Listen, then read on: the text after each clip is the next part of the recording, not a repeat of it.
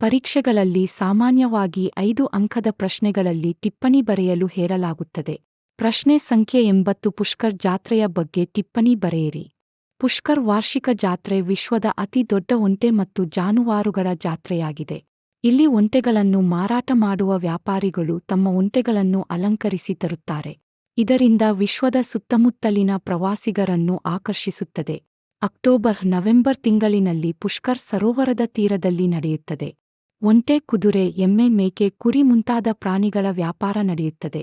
ಜಾತ್ರೆಯ ಸಮಯದಲ್ಲಿ ಸಂಗೀತ, ನೃತ್ಯ, ಆಟ, ಬಟ್ಟೆ, ಆಭರಣಗಳ ಪ್ರದರ್ಶನ ಹಾಗೂ ಕ್ರೀಡೆಗಳು ಮನೋರಂಜನೆಯಾಗುತ್ತವೆ. ಈ ಜಾತ್ರೆ ಒಂದು ಸಾಂಸ್ಕೃತಿಕ ಉತ್ಸವವಾಗಿದೆ. ದೇಶದ ಮೂಲೆ ಮೂಲೆಯಿಂದ ಬಂದ ವ್ಯಾಪಾರಿಗಳು ತಮ್ಮ ಪಶುಗಳನ್ನು ಮಾರಾಟ ಮಾಡುತ್ತಾರೆ. ಒಂಟೆ ರೇಸ್, ಮೆರವಣಿಗೆ, ಪಾಗಡಿ ಕಟ್ಟುವ ಸ್ಪರ್ಧೆ, ದೀರ್ಘಗಡ್ಡದ ಸ್ಪರ್ಧೆ ಮುಂತಾದವುಗಳು ಜನರನ್ನು ಆಕರ್ಷಿಸುತ್ತವೆ.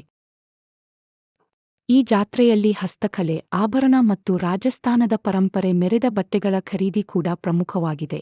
ನೂರಾರು ಪ್ರವಾಸಿಗರು ತಮ್ಮ ಕ್ಯಾಮೆರಾಗಳಲ್ಲಿ ಈ ದೃಶ್ಯಗಳನ್ನು ಸೆರೆಹಿಡಿಯುತ್ತಾರೆ.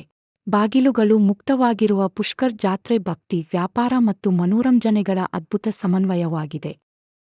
ಕಾರ್ತಿಕ ಪೂರ್ಣಿಮೆಯ ಸಂದರ್ಭದಲ್ಲಿ ಪುಷ್ಕರ್ ಸರೋವರದಲ್ಲಿ ಸ್ನಾನ ಮಾಡಿದರೆ ಪಾಪಕ್ಷಯವಾಗುತ್ತದೆ ಎಂಬ ನಂಬಿಕೆಯಿದೆ. ಸಾವಿರಾರು ಯಾತ್ರಿಕರು ಈ ಸಂದರ್ಭದಲ್ಲಿ ಪುಷ್ಕರ್ ಬ್ರಹ್ಮ ದೇವಾಲಯಕ್ಕೆ ಭೇಟಿ ನೀಡುತ್ತಾರೆ. ಅದಕ್ಕಾಗಿ ಪುಷ್ಕರ್ ಜಾತ್ರೆ ಭಕ್ತಿಯ, ಸಂಸ್ಕೃತಿಯ ಮತ್ತು ಸಂಪ್ರದಾಯಗಳ ಸಂಗಮವೆಂದೇ ಖ್ಯಾತವಾಗಿದೆ. ಪರೀಕ್ಷೆಗಳಲ್ಲಿ ಸಾಮಾನ್ಯವಾಗಿ 5 ಅಂಕದ ಪ್ರಶ್ನೆಗಳಲ್ಲಿ ಟಿಪ್ಪಣಿ ಬರೆಯಲು ಹೇಳಲಾಗುತ್ತದೆ.